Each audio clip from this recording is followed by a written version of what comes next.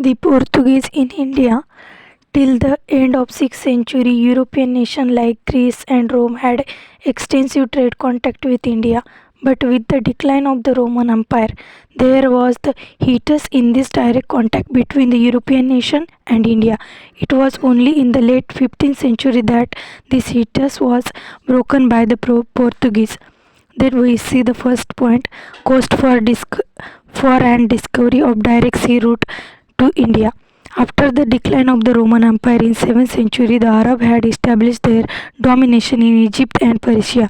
As a result, direct contact between Europeans and India declined, and the easy accessibility to Indian commodities like spices, calices, silk, and various precious stones that were greatly in demand was affected. In 1453, Constantinople fell to the Ottoman Turk, who were in the incident. Merchandise from the India went to the European market through the Arab Muslims intermediates. The Red Sea routes was the state monopoly from which Islamic rulers earned a tremendous revenue. The land route to India were also controlled by the Arabs. In the circumstance, Europeans were keen to find direct sea route to the India. जब Roman empire का decline शुरू हुआ 7th century में, तब अरब का domination आ गया Egypt पे और पर्शिया पे. उसकी वजह से यूरोपियंस का डायरेक्ट कांटेक्ट इंडिया के साथ टूट गया और उसकी वजह से यूरोप में जो डिमांड थी वो भी अफेक्ट होने लगी. उसके बाद में जो सी रूट है उस पे कंट्रोल जो है इस्लामिक राजाओं का आ गया और लैंड रूट पे अरब्स का आ गया. इसकी वजह से यूरोपियंस और इंडियंस के बीच में जो व्यापार था उनके बीच में सी रूट और लैंड रूट के बीच में कंट्रोल हो. 15th century Europe was gripped by the spirit of Renaissance with its call for explorations. At the same time, Europeans made great advances in the art of shipbuilding and navigation. Hence, there was an eagerness all over the Europe for adventurous sea voyages to reach unknown corner of the East. Economic development of many regions of Europe was also progressing rapidly with the expansion of the land under the cultivation, the introduction of an improved plough, scientific crop management such as crop rotation, and increased supply of the meat which is called for spices for cooking as well as for preservation. Prosperity also grew, and with it the demand for oriental luxury goods also increased.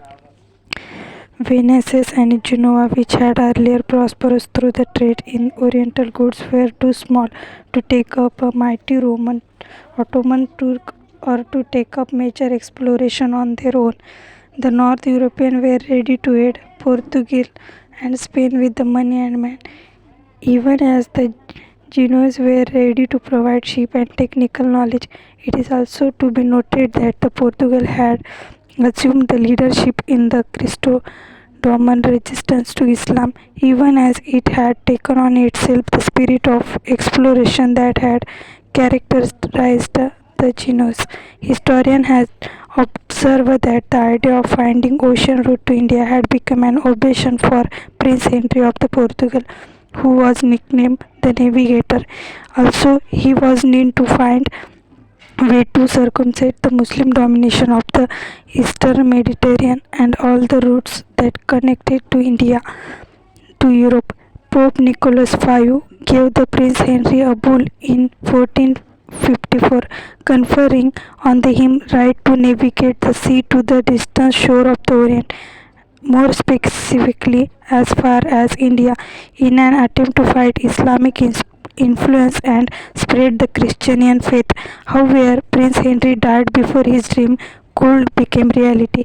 In 1497, under the Treaty of Tordesillas, rulers of Portugal and Spain divided non-Christian world between them by an imaginary line in the Atlantic, some 1,300 miles west of the Cape Verde Islands.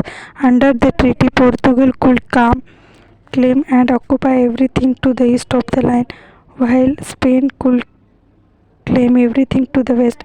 The situation was thus prepared for Portuguese incursion into water around the India. It was in 1487 that Portuguese navigator Bartholomew Dias rounded the Cape of Good Hope in Africa and sailed up the eastern coast.